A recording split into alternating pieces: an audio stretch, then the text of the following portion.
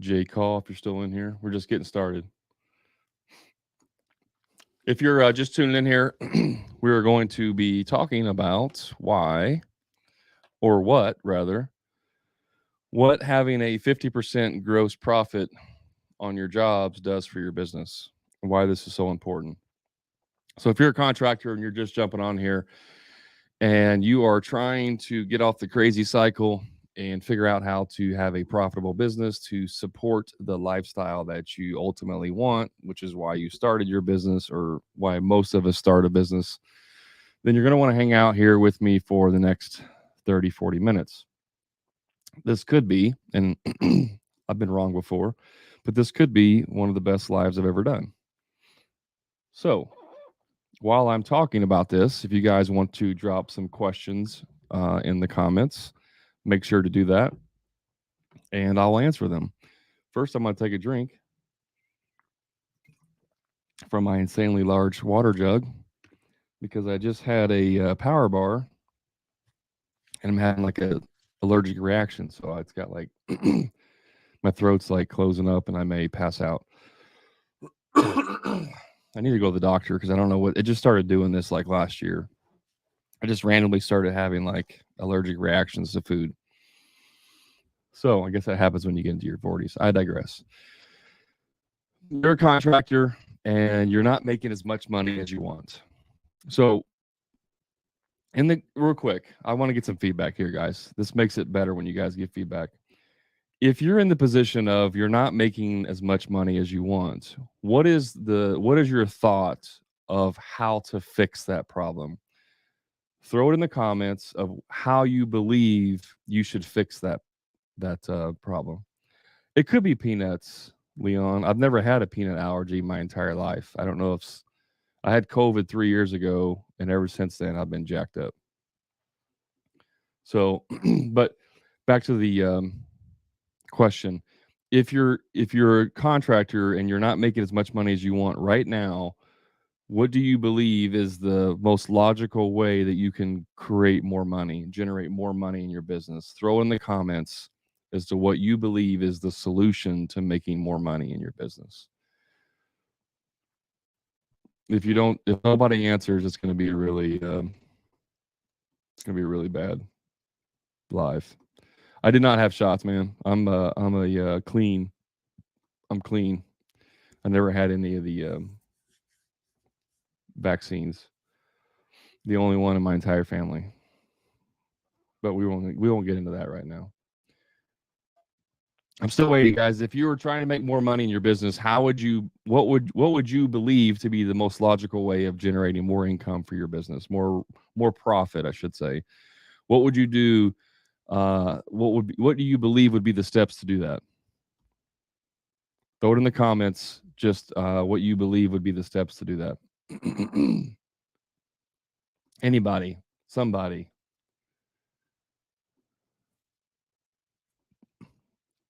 Nobody. Well, I thought this was going to be a really good live. It may not be. Most people, most people believe that the way you make more money is that you hire more staff. You have to do more work. Leon, great, thank you, for putting that in there. Justo, thank you. Get done quicker. Those are two common beliefs, and to be clear, those will work if you're able to do those things, right? That will allow you to do that. Most of us believe that we either have to do more jobs, in other words, work harder, or work longer hours or work harder. We have to be more efficient, right? We do things so that we can be more efficient, but or we have to hire more people, which allows us to do more jobs, right? So, like, if you're a one man show and you want to make more money, you got to work more hours. If you have a small team and you want to do more jobs, complete more jobs, you have to work more hours, or you hire more people, right? So, like, if there's two of you now and you're making X and you want to make 20% more, you hire a third person, which allows you to complete more jobs. You make more money off each person that you hire, right? I mean, I think we all understand that if you're making, let's say on average, you're making $10 an hour of profit off each employee that you have, and I just made that number up, but let's just say you make $10 an hour off each employee that you work, then every employee that you hire, you're making an extra $10 per hour, right? Makes sense? So if an 8-hour day, you're making $80. Again, I'm just making these numbers up. If you have one employee and you're making $10 an hour off of him, then you're making $80 per day. And if you hire another employee, you're making $160 per day, and so on, right? Every time you hire someone, you're making more money per hour off those employees. Those are the most common ways that we believe to make more money in our business. And those do all work to an extent. However, the easiest way to make more money in your business is to simply raise your prices. Period. That's the end of it. That is the easiest way to make more money, is to simply raise your prices. Now, this is right about whenever people start freaking out. This is when I start getting the comments of, I can't raise my prices. I'm already, there's people undercutting me out there. There's other contractors that are cheaper than me. I'm in a small town of only 10,000 people. It's all about who you know.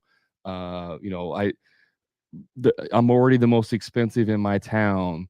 I can't raise my prices. Like every possible excuse that you can think of is where they all get inserted right here in the conversation. I can't raise my prices. And I'm telling you, that's a complete lie. Like, that's not true.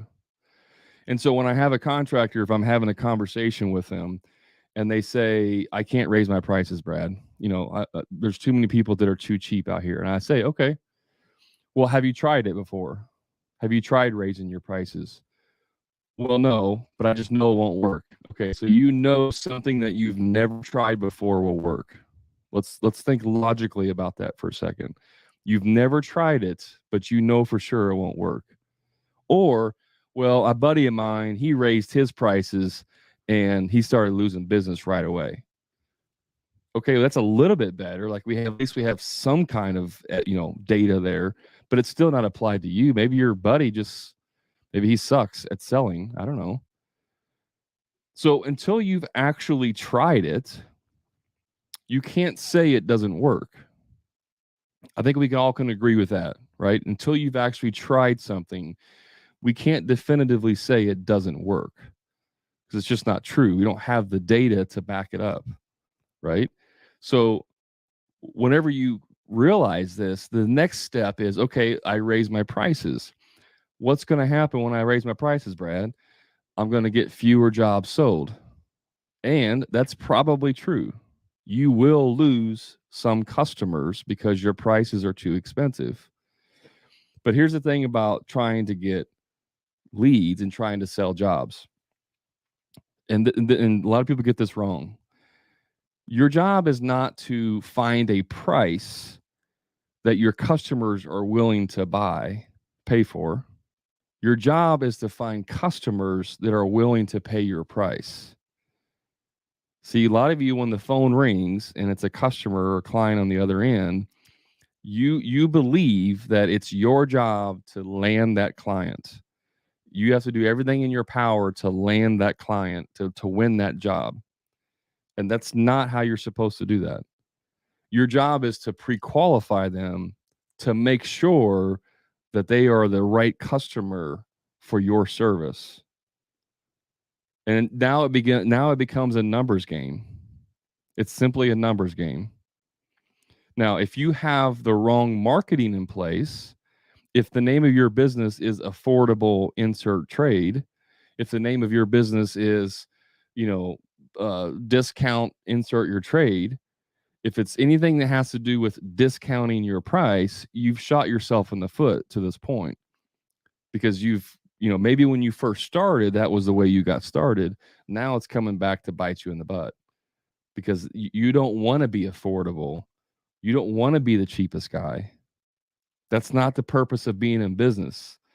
The purpose of having a business is to support the lifestyle that you want. It's not to give people discounts. It's not to give people jobs. It's not to do anything outside of your lifestyle. Now, keep in mind that you may want to be, Philip, philanthropy, Philip, blah, blah, blah. I can't talk for whatever reason. I'm going to blame my allergic reaction to that. Philanthropic. Is that how you say that? Maybe you want to be giving of your money. Let's go with the easy way. If you want to be giving of your money, that's cool. But wouldn't it be better to be given of your money if you had more money to give?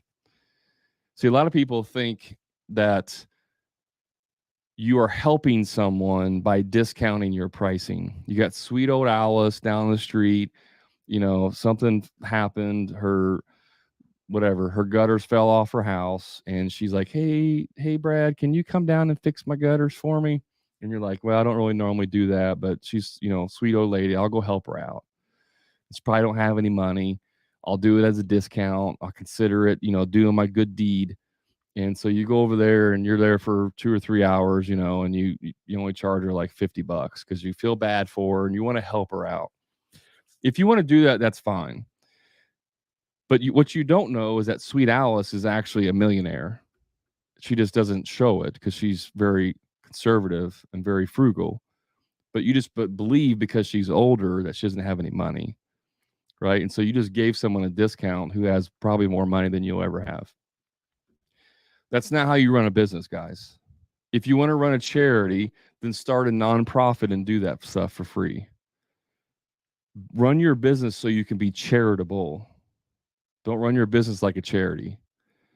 So if you want to help Sweet Alice, then go do that for free. But don't give her a discount. Do it on a Saturday or whatever. I don't care. Do it after hours. If you want to do that stuff, don't do it during normal hours where you give them a discount, because every hour that you discount is money that you're stealing from yourself and your business and your family. Your job is to max out your time that you spend collecting money. That's your job as a business owner. How can I collect the most money possible over the most amount of time possible for the least amount of cost available? That's your goal, right? So you can add more people, which will get you some money, but every time you add someone, it adds more complexity to your business. So before you ever scale, quote, scale your business, before you hire more people, you need to be absolutely maxed out on your profits, on your profit margins. If you're not getting a 50% gross profit margin on average, then you're not maxed out. And whenever you go to hire people to scale, it requires money to do that. You got to buy new tools, equipment, uniforms, training. It costs money to hire someone. There's all kinds of studies and different things, and depending on what industry you're in. But I've seen averages that cost $5,000 to hire someone, a skilled position in your business on average.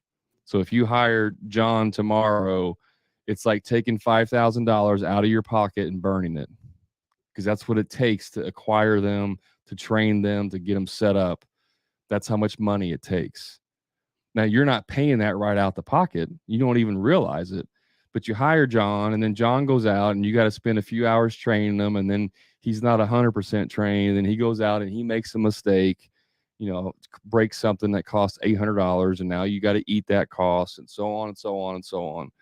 When you try to scale your business by hiring more people, when you haven't maxed out your profit, you're setting yourself up for major failure in your business. Major failure, major headaches, major fires being put out every single day when you do it that way.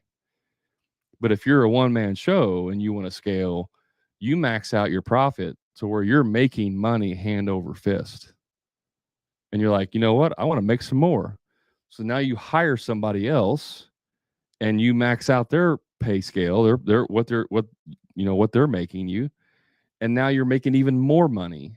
And now you have lots of money sitting around that you can invest in different things in your business. You can invest in training. You can invest it in all of these things, right? But the number one way you make more money is simply charging more. That's it. That's the secret. You just charge more money. And right now, 2023, is the easiest time that you will ever have to charge more money for your business, because there's so much demand for construction, and there's so little people that are doing it very well. There's people doing it, but there's very few. Like, I don't know the percentage wise. I wish there was a way you could figure this out, but I would say less than 50% of contractors that are doing whatever specific trade you're in are doing it extremely well. And about less than 5% of contractors are actually making really, really good money doing what they're doing. In other words, they figured out the formula and they're making good money. The other 95% of contractors are making okay money, they're breaking even, or they're losing money. In other words, they're on their way of going out of business. The overwhelming majority of contractors are not making the money they should be. And if you look at other businesses, other industries, if you look at retail, if you look at, like the restaurant industry, if you look at all of these different industries, the ones that are very successful usually are also the most expensive. Now, you can get into like e-commerce is different. You have economies of scale and all that crap. You can argue the Walmart method, where be the cheapest and then you just sell a crap ton. But that's made on volume and not on individual. If you look at other industries like Apple, right? Their phones are not cheap. They're expensive. So it's made on quality versus in price per item than it is selling a bunch of stuff. And you shouldn't want to be the Walmart of your industry. That's a terrible position to be in. You don't want to be the Walmart of your industry. You want to be the Apple of your industry.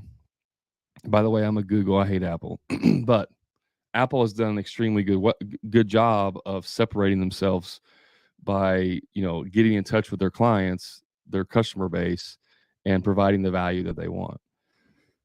So that's that's the solution. The solution is you need to get a 50% gross profit. And if you don't know what this is, because a lot of people get this confused, a 50% gross profit is not a 50% markup. There's markup and there's margin. A markup is how much you actually mark up your material and labor, right? So if you want to get a 50% gross profit margin, you have to mark up your labor and materials, or your COGS, which is what they are, cost of goods sold. You have to mark up your COGS 100%. So if you have, your labor, it's going to cost you $1,000 a day, and your materials are $1,000, and you're doing a 1-day job, that's $2,000 in COGS, meaning that it's going to cost you $2,000 to produce that job. You would take that number and take it times 2, which is 100%, right? So if you mark it up 100%, you're adding another $2,000 on top of that. So the easy formula is just your COGS times 2. That gives you 100% markup. And so if you sell that job at a $4,000 price point, and then you produce that job for the $2,000 that you estimated, then you have $2,000 left over, which is a 50% margin. It means you made 50% of the total cost.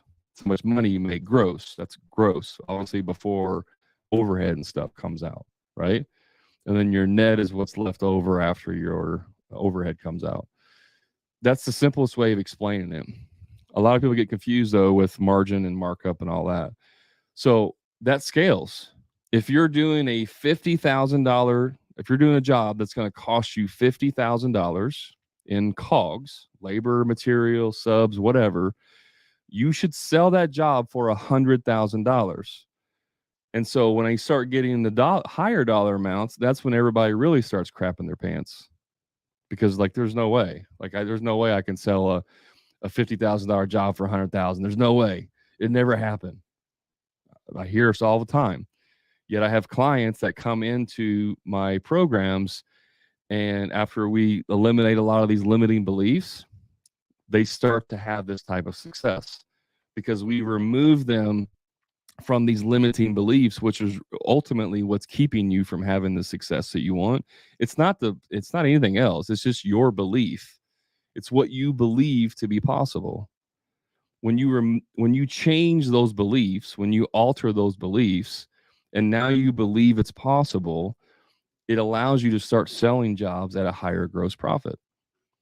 I've had clients come in who ultimately, after about 3 months of being in, sold a job, a remodeling job, for $100,000 more, an additional $100,000 than what they would have sold that exact same job for prior to joining the program. And the only thing I did was remove the beliefs and give him the solution of how to sell with value, how to value sell. That's all we did. We didn't do any magical things. It's a pretty simple understanding of what you need to do. But I mean, there is some things that you have to change, some processes that you have to go through, but it's not that difficult. And so within 3 months of joining, he sold a job for $100,000 more. That is life changing profits, guys.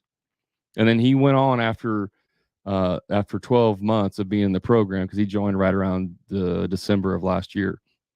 I think he broke just over 1 million in revenue, sold, not produced, but sold. And like that was almost double what he did. I think it was double what he did the year before.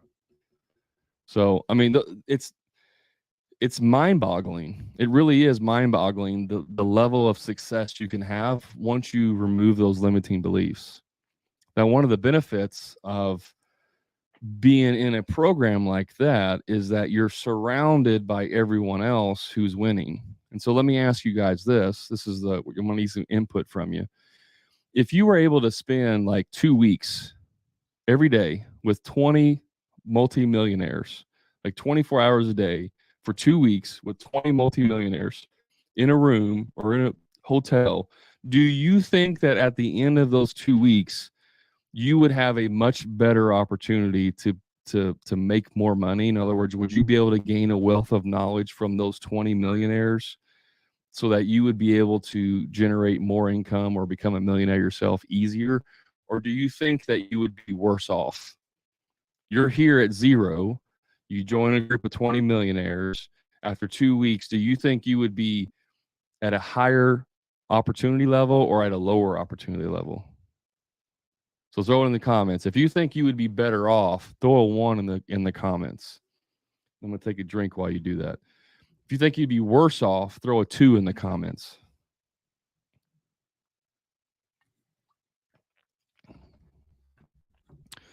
Bjorn says 1 on Facebook. Anybody else? I'll keep going if you guys want to throw in there. Yeah, we got a 1 on the TikTok here. I imagine it would be all 1s. I mean, common sense would say if you surround yourself with people who are better than you are, you would become better, right? I know you're joking, Jose. He threw a 2 in there. He thinks he's going to be worse off by hanging out with millionaires. That's one of the benefits of being in the Profit Club, is that you're surrounded with other contractors who are doing it, who are like easily and consistently getting 50% and better gross profit. I've had clients come in that like, there's no way that, I'm going to be able to do this. And then we get on a coaching call and I just say, okay, everybody on the coaching call, raise your hand or throw a 1 in or whatever. Are you guys getting 50% or greater gross profit? And pretty much every single person is like, yeah. Some people are like, oh, I'm getting 60%. I'm getting 65%. And so now this new person who joined, who has that limiting belief, realizes he's in a room or a Zoom room full of other people who are doing it consistently in their business. And so now it's like, okay, I just have, however many people are on that call. Now I have more proof. And so when you surround yourself with people like that, you can't help but become like them. You can't help but become better. Right. And yeah, Bjorn, you're 100%. You're the sum of the 5 people you surround yourself with the most. That's true. If you hang out with drug addicts, you're probably going to become a drug addict. If you hang out with hookers, you're probably going to become a hooker. I don't know. Right. What's up, Nate? Nate or later, what's going on, man? So you have to surround yourself with people who are doing better than you. You need to be the dumbest person in the room. When you walk into a room, and this is metaphorically, if you walk into a room, you should be the dumbest person in that room because all you can do is learn, right? Like you can't not learn. Just overhearing conversations, two successful people talking about something they're doing, and you overhear what they're saying, kind of eavesdropping. You're going to learn things that you never thought of before, right? If you're in this room where everyone's telling you, yeah, I get up, and I work out every day. Maybe you don't like to work out. You're like, I don't like working out. And you get around this room of 15, 20 people and everybody in there, 90% of them say, yeah, I work out every day. It allows me to, get energy. It gives me clarity. I feel much better. When I'm in better health, I perform better. And so now you're surrounded by, 18 people who all say that they work out every morning. You're going to be like, here's 18 people that are successful. And the one thing that they all do is they work out every day. Maybe I should start working out every day. I don't want to be the only one that doesn't work out or the only one of two. And so now it like forces you to be like, okay, well, if I want to be like them, I should probably do what they do. And so now you start working out and you just get a little bit better like that. It doesn't always have to be like you join a group or join a room and somebody says, do this, and this, and you'll have success when you go out and execute these three things and everything's perfect. Like that's not realistic, although it could happen. It's not as realistic. But by being surrounded by them, it's like osmosis. You're going to just absorb everything that they do. You're going to absorb things. They tell you, well, this is how, I save money on taxes. And everybody's like, yeah, this is how we save money on taxes. We do this and this and this. And you're like, well, here's 18, 15, 30 people that all say they save money on taxes by doing this. Maybe I should look into that.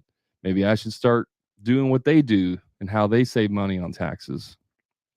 So you want to be the dumbest person in the room. But for us, and I don't know why I haven't figured this out yet. This is like this is one of the greatest mysteries of contractors. For whatever reason, us as contractors, super duper over the top egos, like super prideful egos, and it keeps us from getting help. Like, I don't know if it's because the nature of being a craftsman and being able to build stuff from nothing, like build a house, build a landscape, paint, whatever, like do stuff, create stuff from nothing, that we believe that we'll be able to create this business that's going to make us all this money and have this lifestyle. It's not true. If you've never learned how to do sales, you're not going to know how to do sales. It's just that simple. You could stumble through it. You might read a book and get a little, pick up a little nugget. You might watch my videos and my podcasts and get some nuggets, but it's still like, if selling was A through Z, right? Selling's A through Z, you may have A, D, M, O, Q, and Z figured out. Like you got those elements figured out, but you don't have all the other elements that you need in order to know how to do that effectively. So yeah, you're better because 15 of the, of the alphabet letters, but you don't have all of them. You don't have all the alphabet letters. And that's where a lot of us get stumped. It's a lot of times it gives us false hope. It's one of the reasons why I really don't like giving out like resources. Like I have a resource of the 8 questions you should ask every lead. I mean, they work. And if you ask these questions, you will get more information and it will help you in pre-qualifying people. But if you don't understand the logic or the psychology behind this and the correct way to deliver it with the correct tonality, if you don't understand all of the rest of that, it can set you up for failure. It's possible because you don't have all of the other parts that go with it. So, I don't obviously, like, I do this to make money, so I can't just give away every single thing for free. The other thing, and this is proven, okay? This is actually proven. If you're given something for free, you will have far less ownership of that. In other words, you won't try very hard. You won't care. It's scientifically proven that the more money you spend on something, the more you will invest in wanting to make that work because you want to get the return of your investment. That's scientifically proven. So, this also applies to your business. People believe that if they hire you to remodel their bathroom, and let's say it's a master bathroom and it's like your price is $50,000 and the other guy's down the street's price is $30,000, and you're like, how is that possible? How can there be a $20,000 difference? There can be. It could be a number of things. It could simply be that you want to make 20 grand extra, or you could have more people, or you could have more overhead, or you could pay your guys more. Like there's any number of reasons why you could be more expensive. But you're at 50 and the other people at 30, and you have everything on lockdown, meaning your branding's on point, your vehicles are wrapped, you're in uniform, you're professional, your process, like everything about your business is spot on. And the other guy has good reviews, but he drives a piece of crap truck, shows up in jeans and a t-shirt, doesn't call him back for 2 or 3 days, whatever, like just not the greatest. Not saying he's terrible, but he's just not the greatest experience. The customer is going to be like, man, 20 grand's a lot of money. But the more you pay for something, the better you're going to get, like the better results you're going to get. Like that's universally true across the world. It's not always the case, but universally, the more you pay for something, the better it is. And so when you're the more expensive one, even by 20 grand, people are willing to take that risk, if you will, of paying more money because there's a certainty of achievement. I did a poll on my personal Facebook group, or my personal Facebook page. I did a simple poll, and you can't, for whatever reason, you can't do polls, but I asked a simple question, and I said, if you guys had to hire a contractor, let me pull this up here because I want to make sure I say it exactly how I worded it. I said, of course, Facebook wants to be slow now. I said, when hiring a contractor for work, well, I didn't realize I had a freaking error there. Which of these would you do given these options? Okay. Number one, would you pay 5 to 10% more for the certainty of a great experience in product? That was the first one. Number two, would you pay 5 to 10% less, even though you may or may not have a great experience or in product? Or number three, pay what your budget allows and hope for the best. Now, before I tell you the answer, I want you guys to throw in the comments. What do you think the majority of people said? 1, 2, or 3? 1 was pay 5 to 10% more. 2 was 5 to 10% less. Or 3 was just pay what your budget allowed. What do you think the majority of the people responded with? And I had about 20 people respond. Rube, whatever, said 1. Yeah, I got a couple ones. Everybody's ones. Yeah. Donovan, what's up, Donovan? I had, like I said, 19 or so, 18 or 19 comments, and all of them were 1, except for I think 2 people. 2 people were 3. 2 people said number 3, or one person said number 3. One said, when he first started out as college, it was 3, and then now he's definitely at 1. A lot of people said, like, I've tried 3 multiple times, and now I'll be going for 1. So a lot of these people are you whatever? I don't know what you mean by that. Not sure what you mean by that. A lot of people that said 3 were like, I used to be 3, now it's 1. Like, so if they've had a bad experience, with a contractor, they're more likely to be a 1. But even if they haven't had a bad experience, most people will pay more money for the certainty of achievement. And that in of itself is the key word right there, guys. People want certainty in the outcome that they're hiring you for. Okay?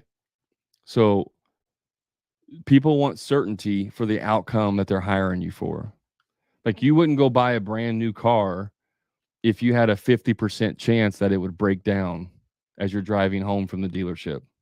And most people wouldn't take, they like, if it had a reputation of 50% of the time it broke down driving home from the dealership, you'd be like, hell no, I ain't buying that car.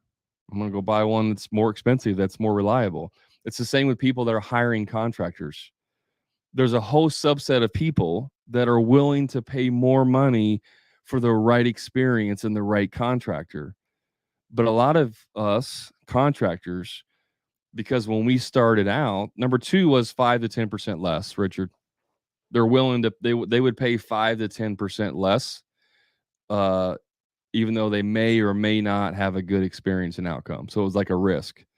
If they can get a discount, essentially, they would be willing to get a discount, even though there wasn't a certainty of achievement. And nobody put number two, because nobody wants a discount without certainty.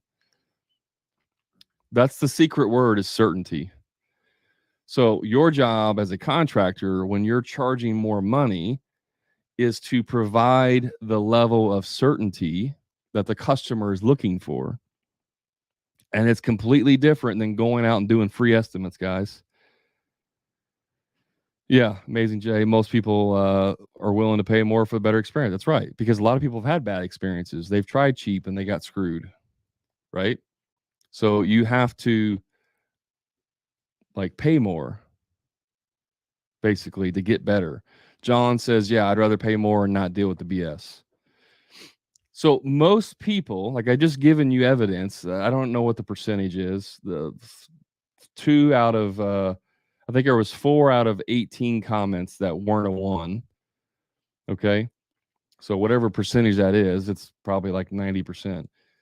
So like 90% on that, and you guys all said 1. 90% of the population, based on my small example, are willing to pay more. You guys said that they thought that they'd answer willing to pay more. Yet for whatever reason, when it comes to us writing the number on the contract and giving the contract to them, we're scared shitless. Oh, I can't give them. There's no way they're gonna pay that much. There's no way. There's like a disconnect from whenever we watch this video and then we like, yeah, I'm gonna that Brad dude. I'm gonna go freaking charge. I'm gonna charge more on my next job. When we get there and we meet the customer, we're like, okay, I'll give you an estimate, Mr. Customer, and you write it down, and you get to that last line, and you add your profit in, and you're like, oh, there's no way. There's no way they're going to pay that much. There's just no way. I wouldn't pay that much. And so you discount it, whatever. If it's a $50,000 job, you discount it $5,000, and yeah, that sounds better. 45 sounds better than 50. That's what I'll do. I'm pretty sure I can get the job done if everything goes absolutely perfect and there's not a single hiccup anywhere in the process. I'll be able to make good money.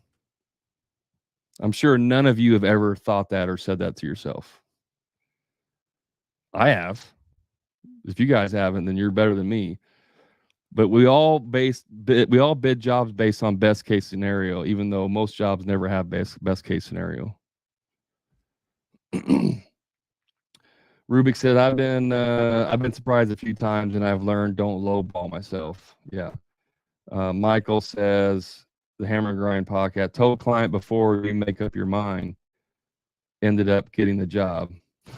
Was that based on the podcast that I was talking about on exactly what to say, or the live I did the other day?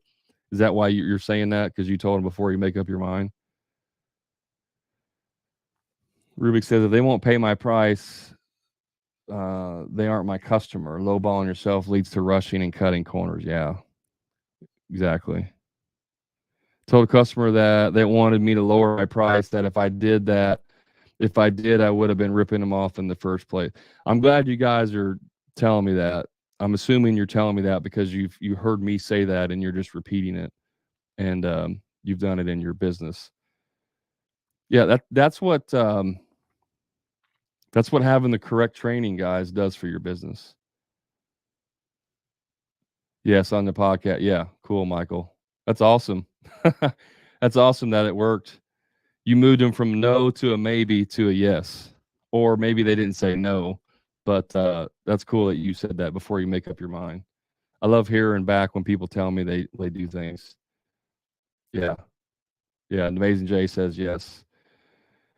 Yeah, guys. So that's the power of, I mean, that's just for my free content that you guys are getting that from. Imagine how much value you would have if you paid for it. That's sorry. That was a shameless plug. Shameless plug. John says guilty. He was talking about lowering your price. John's in my group. He's in the Profit Club, and he's been having some good success recently with raising his prices and selling jobs. So John's going to be killing it here before long in his business. Zach Barsgilia. In terms of branding, what should I prioritize first after a website, SEO, ads, etc.? That's kind of a loaded question because I don't know anything about your your business. But in terms of branding, the single best thing you can do is make sure your vehicles are wrapped. Make sure all your vehicles are wrapped professionally. And this is just fresh on mine because I have one of my clients in the Profit Club. He's been posting. He's getting his vehicles wrapped, and he's been posting some designs in there, getting some feedback, and they're not good. I mean, they're just not good. And so one of the things that I told him, and this applies to anyone, if you're going to get your vehicles wrapped, don't use straight lines like anywhere. It should all be curved. I know like we're contractors and we like things symmetrical and straight lines and, all that, but that's not what catches people's eyes. You want curved. Nothing should be straight. It should all be curved. I mean, unless your logo has like straight lines, that's different. But if you have designs on your truck, it should all be curved because what it does is it catches your eye. Curved lines catch your eye. That's why even architects, when they build new buildings in big cities, they want to do different designs. They don't want to just do square straight up. They want to do a different line. They want to do curves. They want to do angles. I mean, angles is a straight line, but it's different compared to everything else. And so, curve is always better. It's worth every penny you spend on a wrap. Like $5,000-$6,000 you spend on a vehicle wrap, worth every penny if it's done right. Big and bold. Don't freaking get small. And I don't like it. I don't like wraps because it's too gaudy looking. Who gives a crap what you like? It's what works. Do you want stuff that works, or do you want stuff that you think looks good? I'm telling you right now, most people don't do stuff that looks good. They do stuff they like, even things like your colors. We want to be cool and have like a black truck with red letters and, it's all whatever, like skater boy or something. You want to be cool and you're trying to do ADA accessories for 80-year-old people. They're going to be like scared to death of you. Like they're going to see your truck and think that you're, I don't know, like you're the Grim Reaper or something. Like you have to use some common sense here with what you're doing in your branding, right? So I hope that answers your question. Logo is very sharp and angular. Just put curves on your truck. Even if you have angles on your logo, put curves on your truck. Don't do straight lines. It doesn't catch your eye. We're coming up to an end here, guys. I hope this was helpful. If you have any last questions, throw them in there real quick, and I will answer them. So finally, the last reason why you need to get 50% gross profit is because you deserve it. You realize how difficult it is to own a construction company?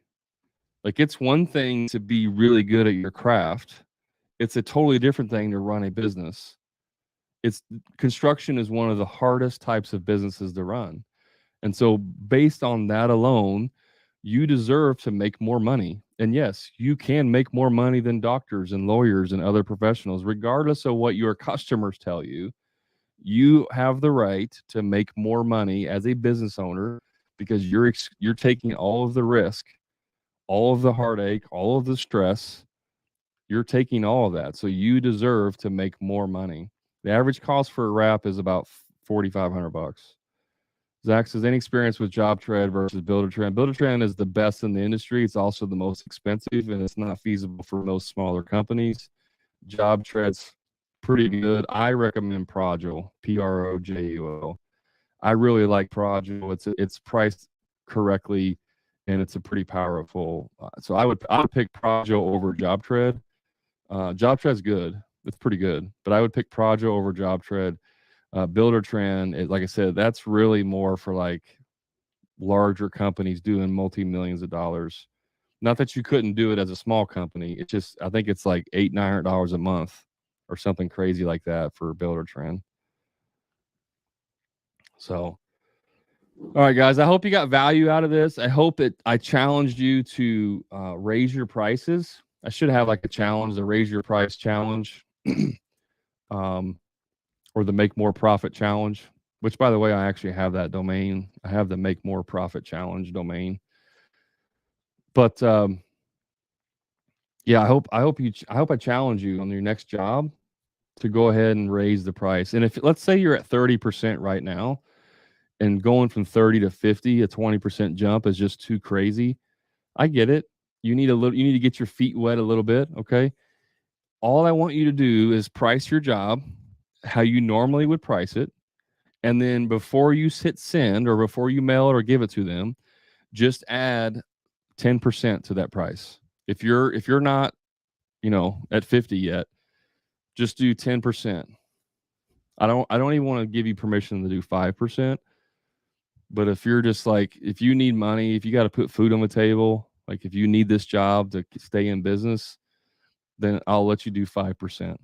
But if you're billed out for 2 months or whatever, especially if you're booked out, guys, if you're booked out 3 to 6 months to a year, you should absolutely be raising your prices. Absolutely. But I'm telling you, if you're a month or two out and you want to make more money, just add 10% to your next invoice and see what happens. Here's the beauty of it. If you send out the invoice or the estimate, and you add 10% to it, and the customer comes back and says, that's too expensive, we can't afford that, you can ask them questions. If I was able to come down, like say 3%, whatever that total is, if I was able to come down like $4,000, would we be able to move forward? And if they go, yeah, if you could do that, we can move forward. Then boom, you still got a 6% increase. Like there's no downside to raising your prices. There really isn't. If you do it correctly, there's no downside to it. Yeah, Jose, that's right. I don't even watch the Dodge reports, man. Nate, I don't care about the Dodge reports.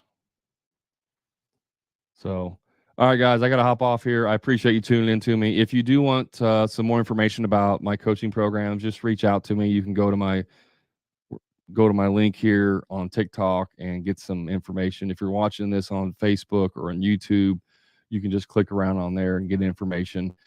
I'll be more than happy to share with you what that looks like. I appreciate you tuning in, guys. Hopefully this was helpful. And remember, profit is not a dirty word. Thanks, guys. Have a good one.